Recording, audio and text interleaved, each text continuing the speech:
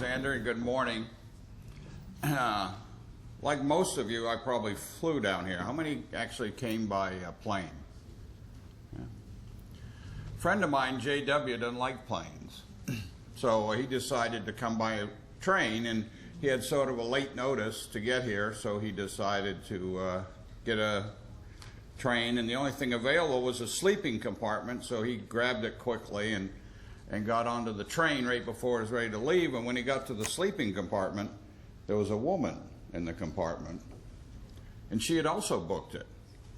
So they talked a little bit, both realized that they were both married and the train was moving, so they decided to that they were both adults and they could handle this, and off they went. And the first evening, J.W. decided he'd crawl up on the upper berth and sleep and be a gentleman and let the woman have the lower berth. Well, that night it got a little cold, and J.W. woke up and he called down to the lady. He said, "Ma'am," he said, "could you do me a favor and get me a blanket?" And she said, "Well, I have a better idea. Just for tonight, let's pretend we're married." So J.W. got a little smile on his face, and he said, "Yes." And the woman replied, "Get your own damn blanket."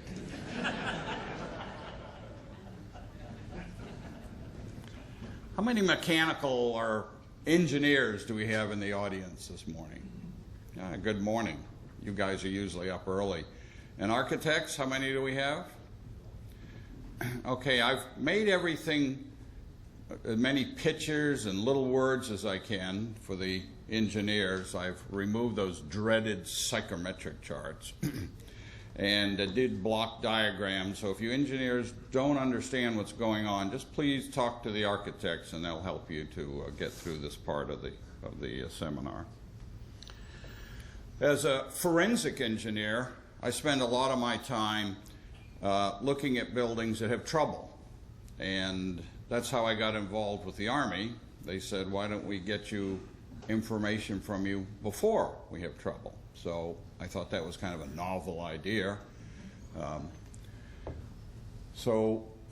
the thousands and thousands of buildings that I've looked at, mostly mold-related projects, which we'll understand a little bit why, I found a lot of common elements.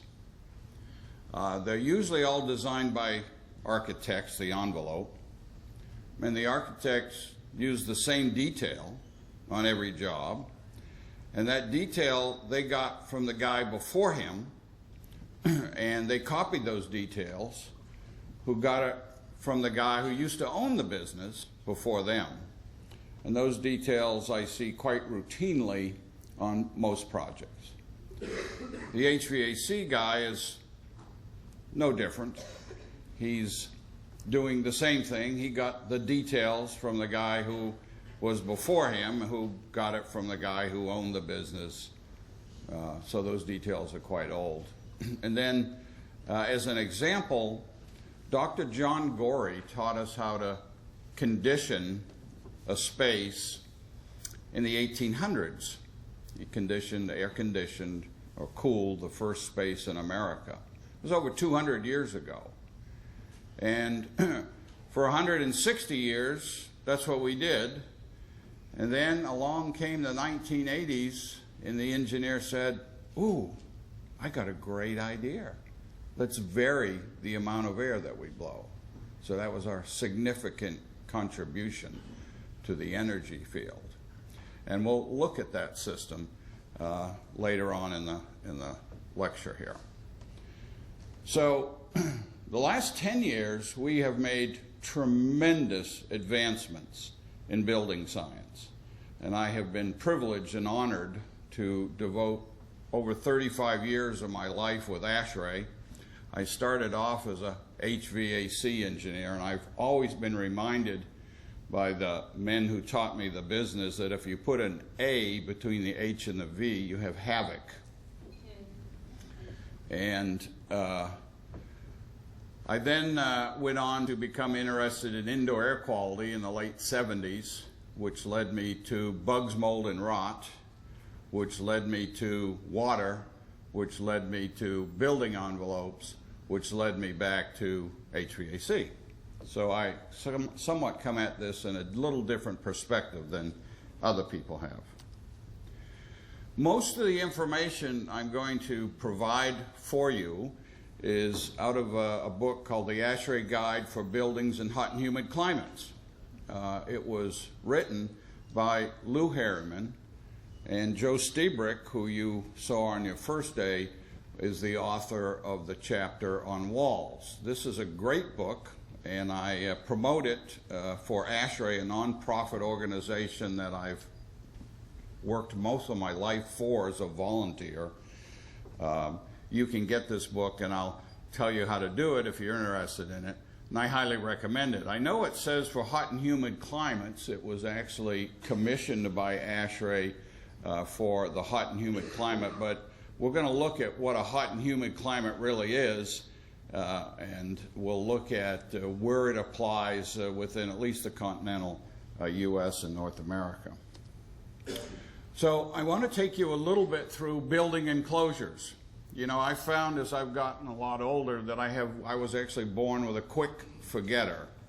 So I'm going to remind you a few things that Joe talked to you about on Monday, and I'm going to find some common things about these enclosures.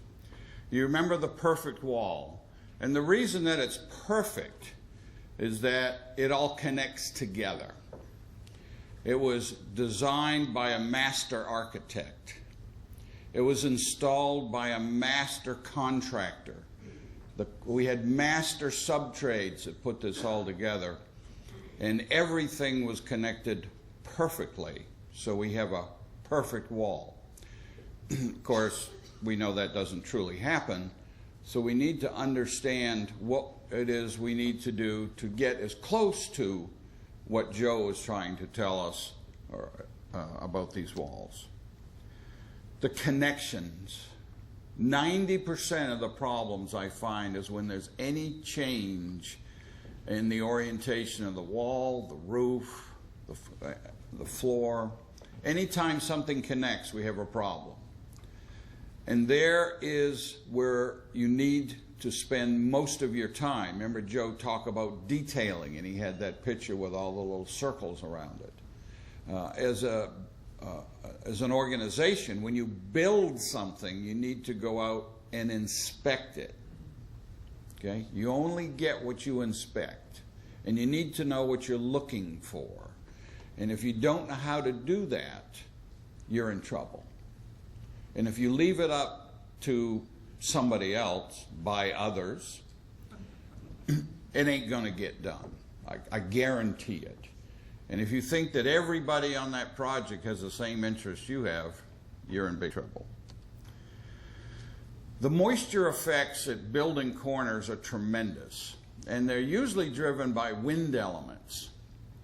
The more windy the area, the more coastal the environment, and you're going to find that there's a lot of coastal environment right here in San Antonio. You're going to find there's a lot of coastal environment in Washington, D.C. You're going to find that also in the Ohio Basin. And as we have the interior air circulation, we all know about velocity pressure. And the pressure inside is less than the pressure outside, and we drive through infiltration. The moisture movement through the wall is small compared to the problem with infiltration. An institutional wall looks very much the same as the commercial wall. You notice that all the elements are there. And if you look at the intersection of those elements, you start to put things in the middle of that perfect wall. In this one, I have a floor slab, and it has connections to it. Those connections get cold. Cold things make wet things. Wet things, you find out, makes mold. And we'll look at that a little bit more so you understand it. So as these interactions with the wall occur, or the enclosure, we start to have problems. problems, and that those are where you need to inspect. The residential application is the same.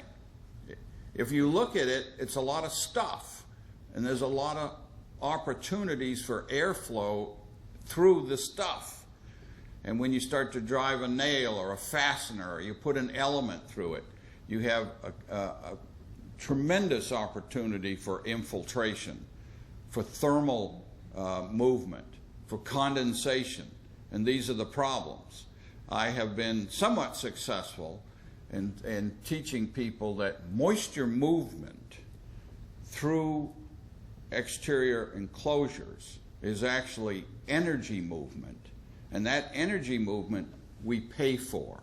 We pay for with our hard-earned dollars. We pay for in our energy consumption, and we pay for it in problematic conditions. So I'm going to look at one. If someone could do me a favor, I left my black case over there. It's right up against the wall between the two restrooms. If someone could bring that up to me, I'd appreciate it. This is a project that we used an air, vapor, and water barrier, and this was a sheet membrane, affectionately known as a peel and stick. And the thing I found about the peel and stick is it's actually a stick and peel. But what I had done was I took a piece of the tape that's back there and I put it on a membrane, and I then waited a few hours and I tried to pull it apart. And what I found was we become very good at adhesives. In this particular project, we had to back spray the cementatious board to get enough adherence so that the stick and peel would adhere to it.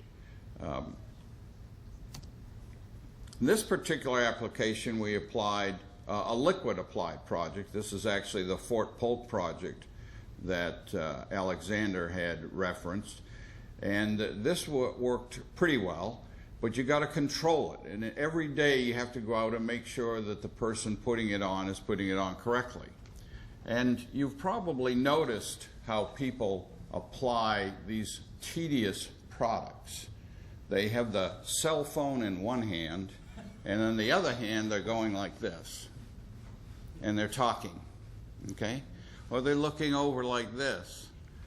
And they're finished. When it turns gray, it's finished, right? It's thick enough and it's been applied properly.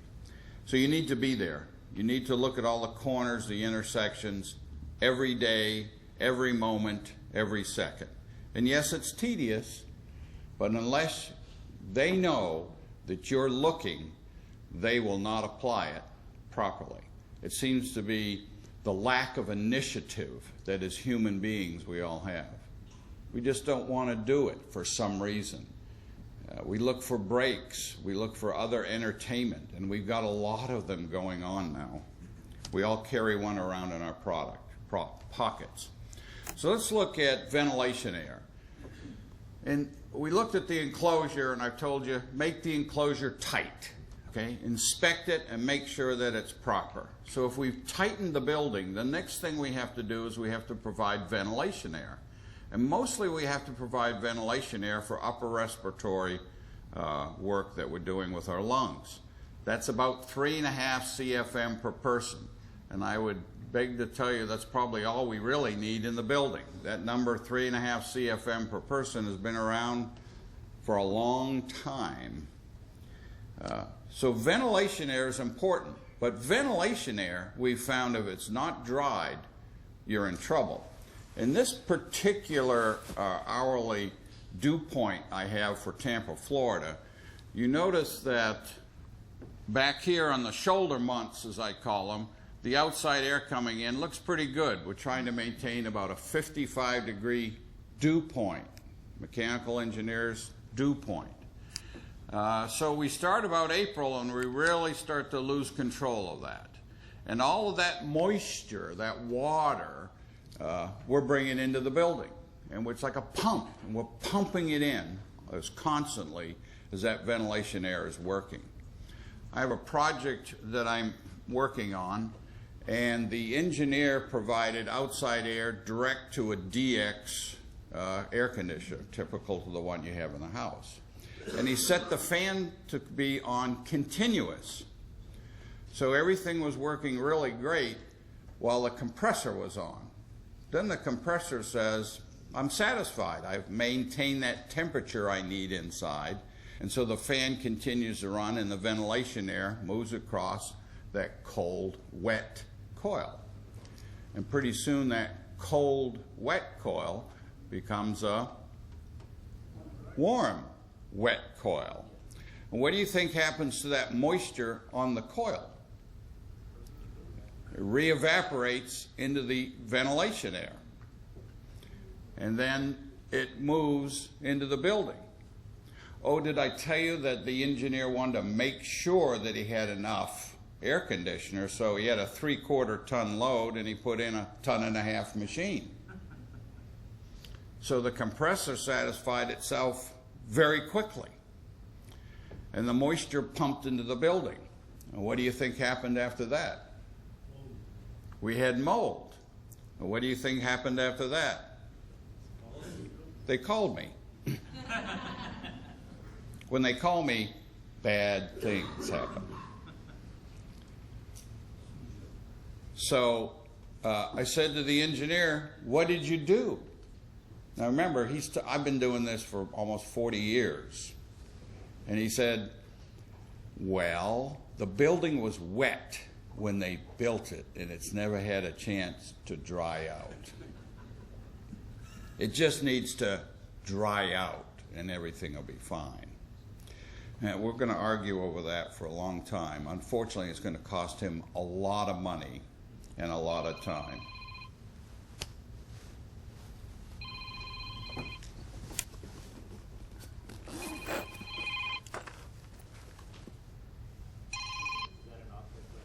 Yes? Joe? Yeah, I showed them the slides. No, they didn't remember a thing you said. No problem. I did steal a slide from you. Don't worry, I'll buy beer. The thing that we have to remember about comfort when we're doing all this, it's about dew point. Willis Carrier, when he first worked with air conditioning, he was concerned about dew point. He wasn't really concerned about temperature. After World War II, we decided to make everything simple, and we put it all in a box. And the box was very interesting because it was simple. All the engineer had to do was just come up with a load, look over here, down here, and pick out the box. And he stuck the box in the building, and they connected it to a thermostat, and then he spent the rest of his fee designing ductwork. And that has led us into tremendous problems. It worked great until we decided to tighten the building up. It worked great until we decided that we needed to have energy conservation, because he had controlled the temperature and the moisture by using reheat. If it was too cold, just heat it back up. So he's always taking the moisture out of the air. But if you keep the dew point under control, then you can have comfort, and that'll happen at warmer, more energy efficient temperatures. You know, I think Jimmy Carter was right.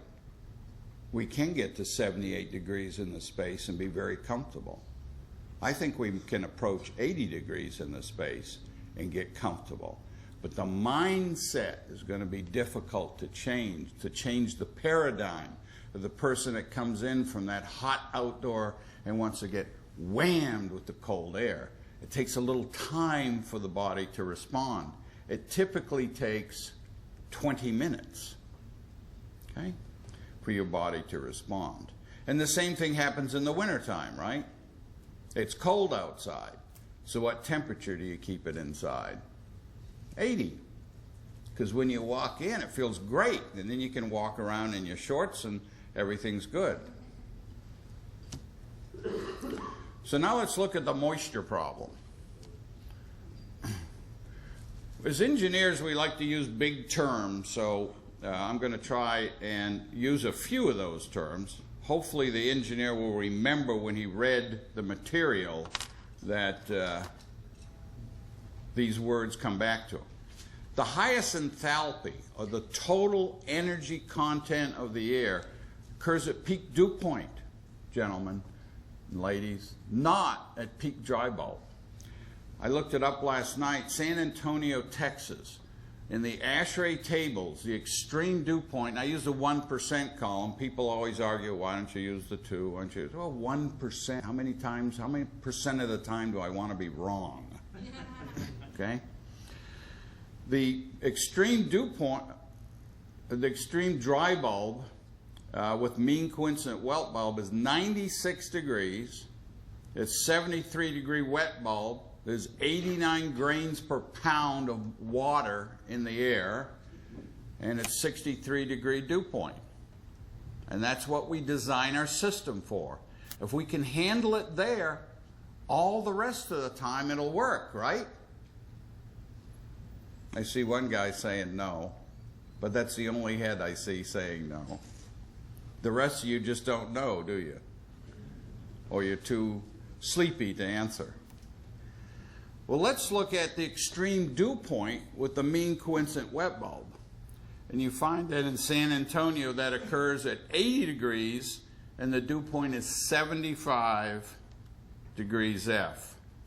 There's 136 grains of moisture per pound in the air, and it's 76-degree wet bulb. So what does that mean? If I design my system to take out 89 grains per pound, and now I find myself operating at 136 grains, what do you think happens to the moisture?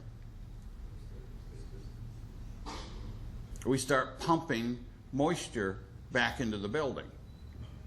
Okay, that box isn't working anymore.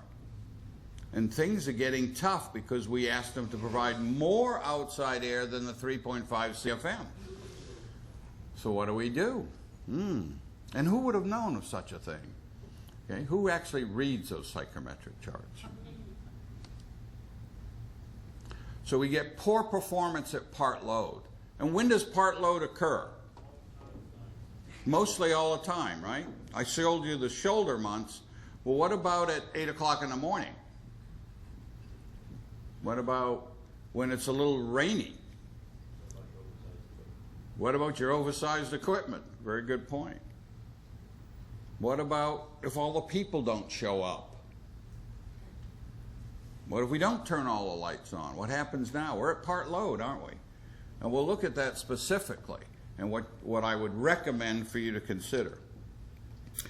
I took this from Joe's chart. You saw I just asked his permission.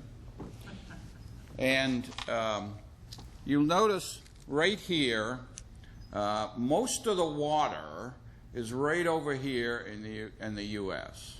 It's extremely high right in these particular areas. That's what we call our hot and humid climates.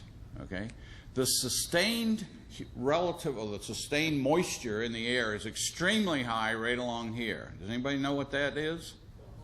The Gulf of Mexico. And which way does the moisture run from the Gulf of Mexico? Straight up, just follow the hurricanes, right? So the hurricane comes up here and he goes over this way, or she goes over that way. Is that the pattern? Why does that happen? The earth spins. It's called the Coriolis forces, right? So it whips right up here. We come out of the horse latitudes in the Caribbean. We whip across here and we turn up here. Over here, what do we have? It's called the Atlantic Ocean. I'll introduce it to you sometime. Okay? So this extreme condition, you notice, runs all the way up and down the East Coast. But it's cold up there, Mr. Patenaude. Yeah, but have you ever been up there in July? Okay? And it's a little damp, a little muggy. And you notice this condition occurs all the way through here. Now, does it occur in this part of the world too? Yes, but not as extreme. But it does occur. And you notice over here it occurs a lot in this coastal region. That's because we have the Pacific Ocean. Very good, you did study. Okay? So the moisture, really, when you start to think about it, everybody says, oh, Ray, you live down in Florida. It's always hot and humid down there. And I say, yeah, you live up in Washington, D.C. It's always nice and cool and dry there, isn't it? So what does this moisture do with this perfect wall that we have? Inside, we have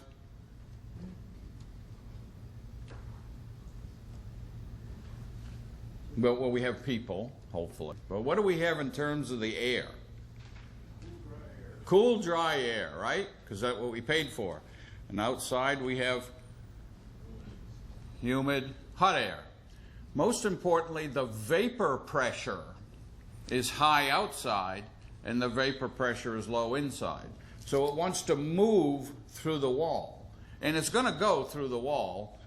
And if we have a perfect wall, we control it. Do we have perfect walls? Do we build perfect walls? No, we don't. So that's going to move through. And if we have any type of opening that moves through there, it's going to move very quickly. So what happens when that occurs? I've put the extreme dew point condition out here. It's 80, and the dew point is 75. The vapor transport is through here. And what's our interior condition? 75? What's our dew point condition of that air? So what happens? We have condensation, right? For those of you who don't know condensation, look at the cold beer on a warm day. That stuff that's on the outside of the glass, that's not the beer leaking through. So when that vapor transport moves over here and we have drywall, okay, and I use the term drywall because I want to represent that we have paper. Paper is cellulose. It gets wet, and we have mold growth on the back side of that drywall.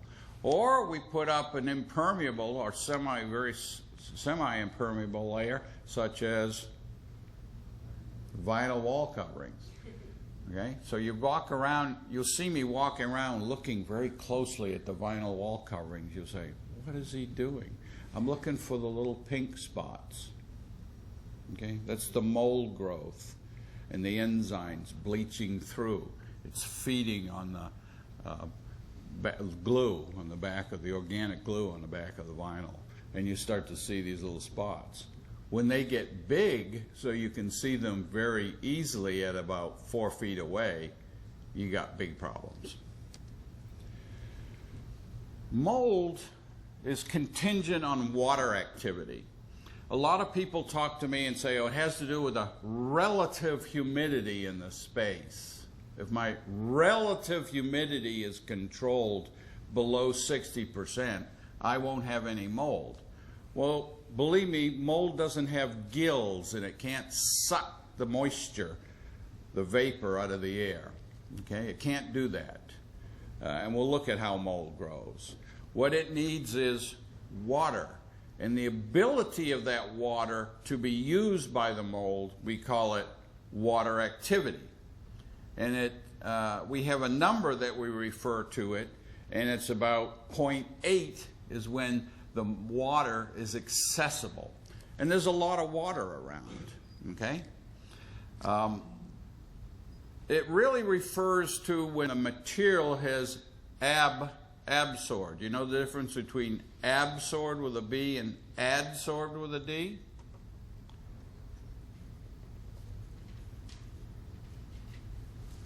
Okay.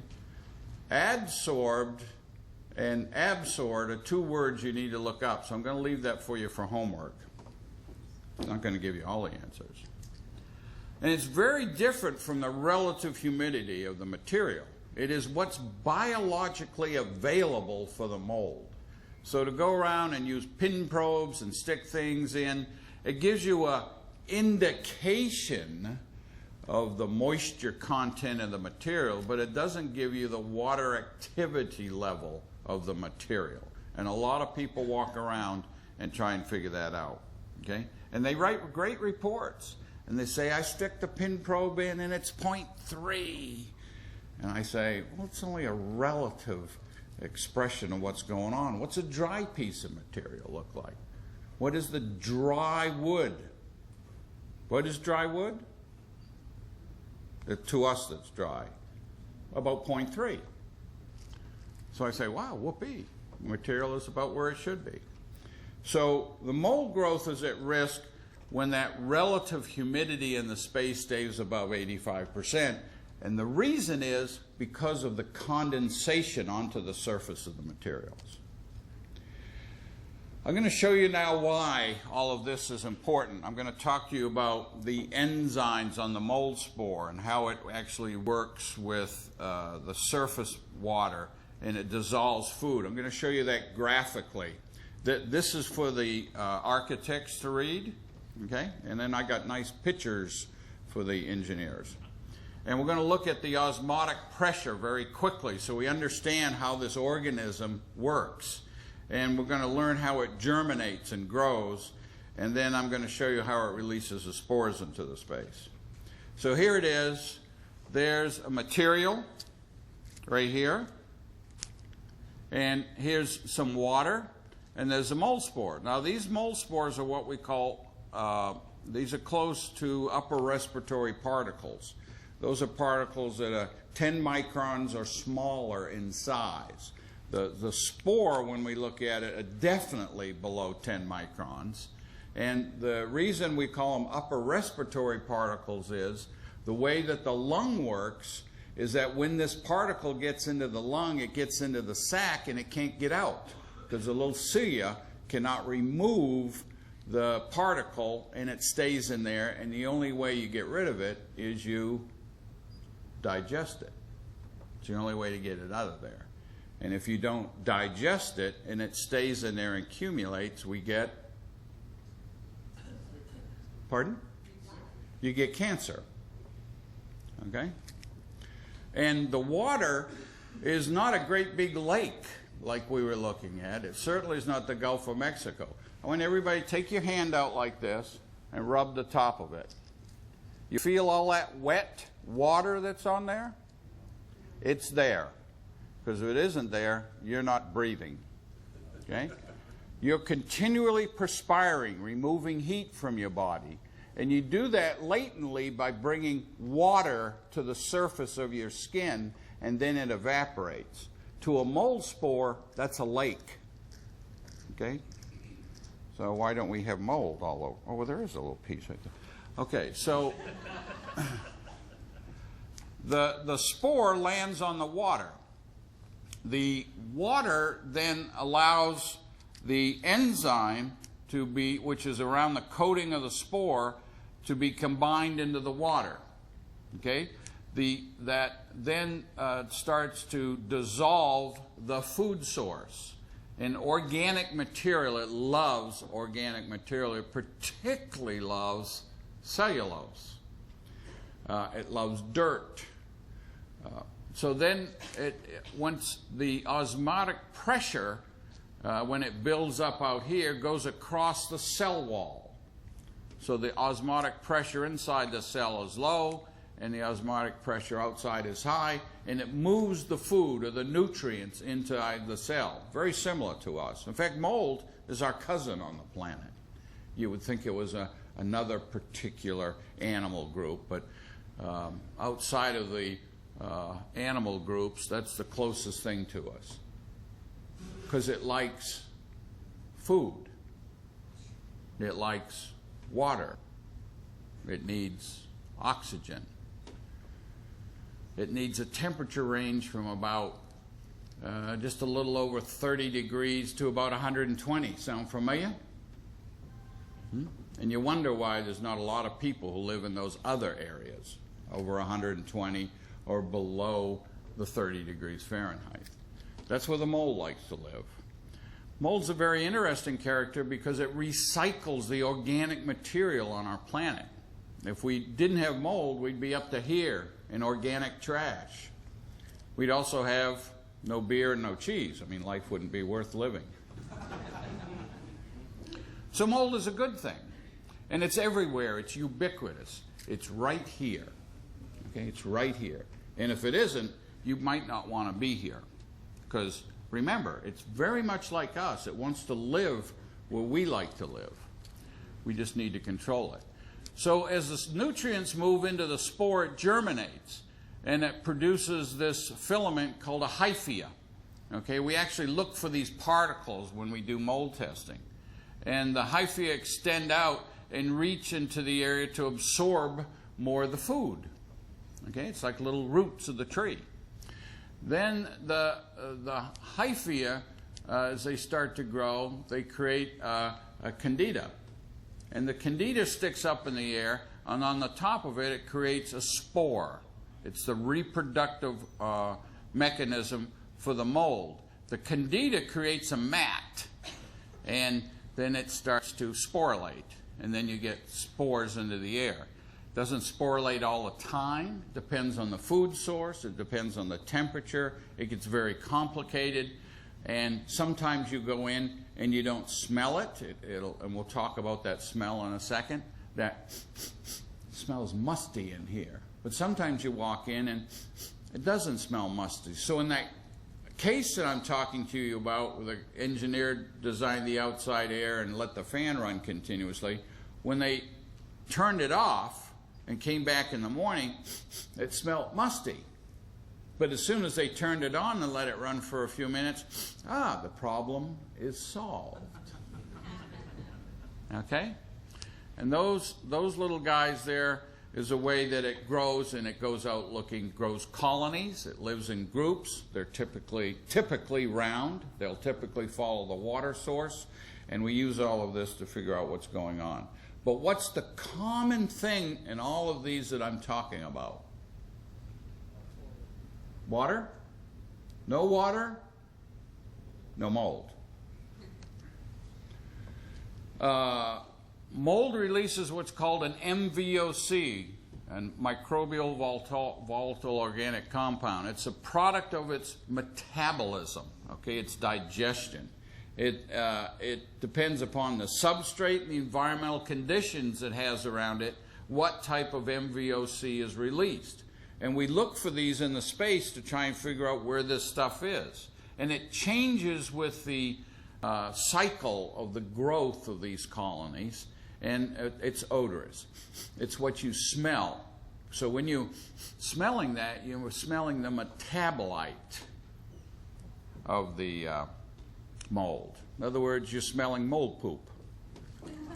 Okay?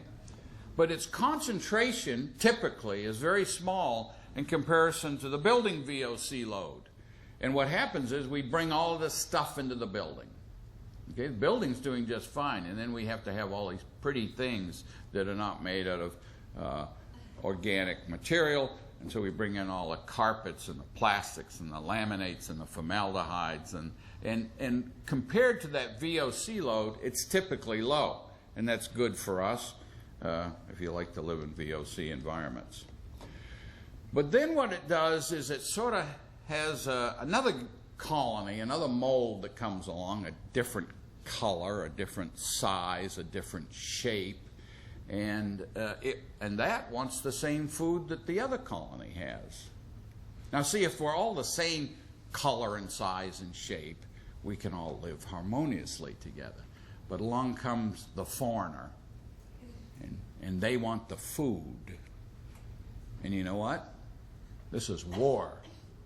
So it releases these secondary metabolites, and what we actually think is it's trying to, it's chemical warfare against the other colonies, trying to push them away. And we'll see competing colonies sometime when the substrate is extremely wet, and you get some really ugly looking stuff in multiple colors, and it's really exotic looking, okay?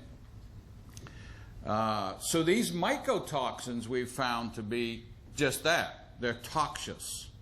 And we use some of them actually for our benefit, such as penicillin.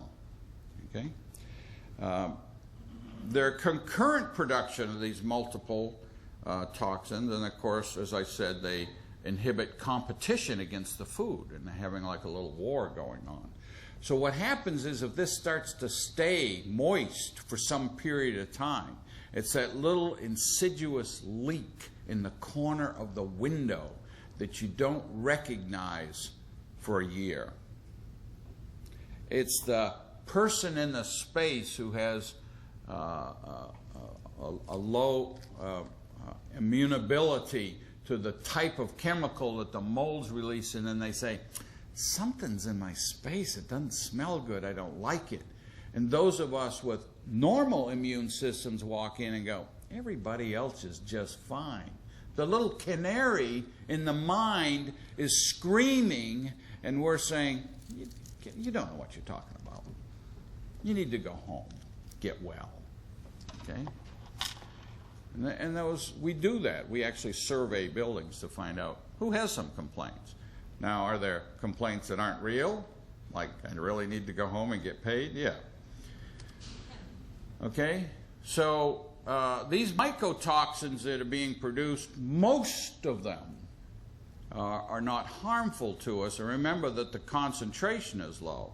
But when they start to grow, when we seal up our buildings, when we reduce our ventilation rates, when we get that moisture in there, they become of such a level that we actually have problems. And those problems start to manifest itself in people who get ill. So let's just spend a few more minutes. Where's the guy out there? Okay, all you speakers, now just stand up and go like that to me. Let's look at this variable air volume. I was told by an engineer it's the golden Cadillac of air conditioning systems. It's the panacea for all ills. It reduces energy, it brings ventilation in, it solves everybody's problems. It's the wonderful system, and it has no Achilles heel to it. Well, let's take a look at it and see what it does. This is an actual project that I looked at. The outside ventilation air, it's at 96 degrees that we have. It's 89 grains of water. We move it through with a fan. We mix it with the return air. We go over this evaporator coil. We take all that water out. We supply it into the room. We maintain 75 degrees. It's 50% relative humidity, and everybody's happy. In this particular example, it's about 20,000 CFM of supply air.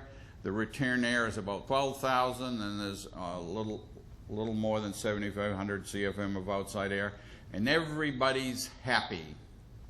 And then along comes part load. So what happens at part load? The outside air drops in temperature, but the moisture content increases dramatically. We then go through the evaporator coil. We drop it down to that 55-degree leaving air temperature because that's what the detail says.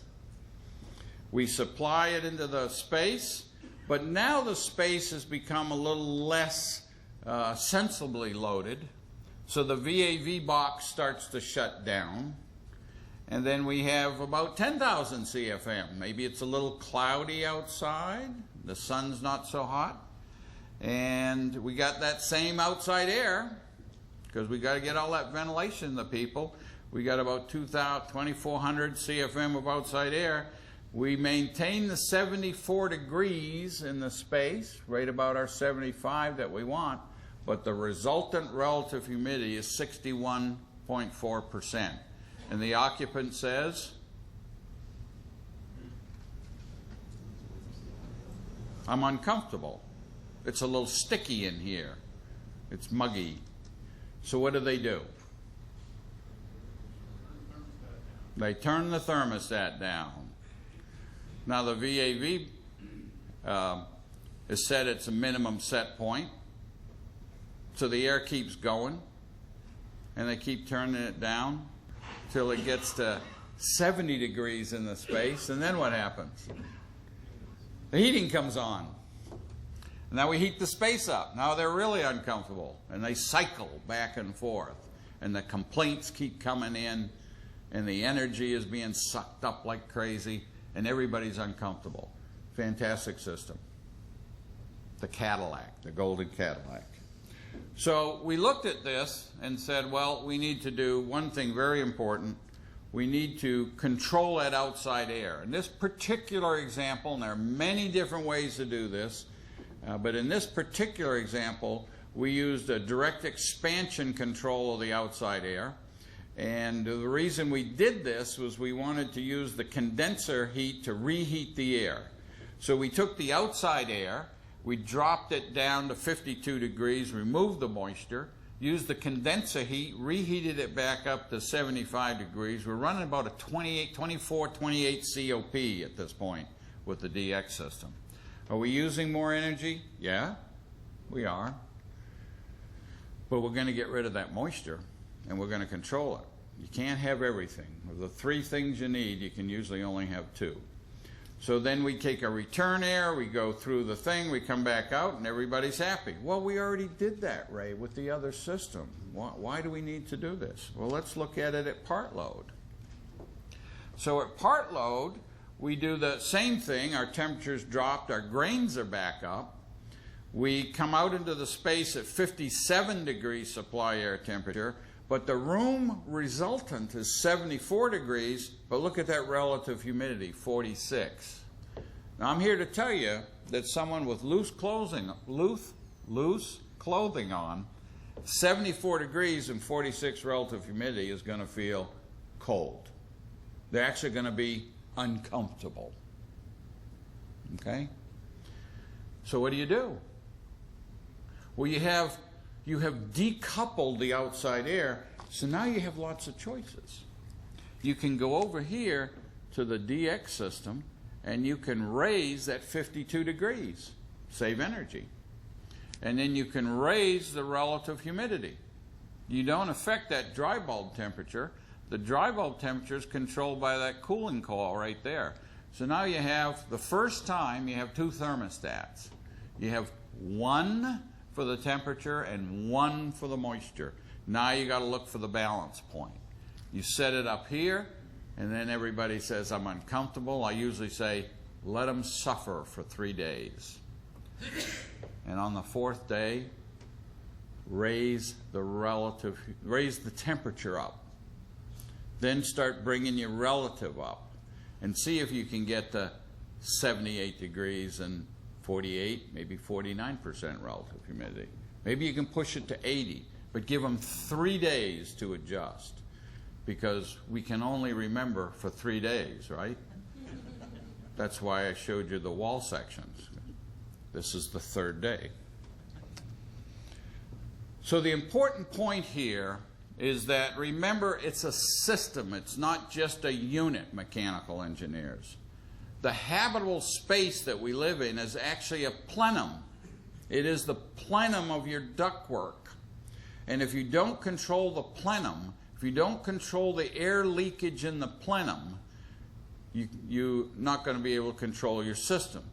We do go to great lengths and specify the air tightness of the ductwork, don't we? What do we say the leakage rate shall be in the ductwork, mechanical engineer? 10%?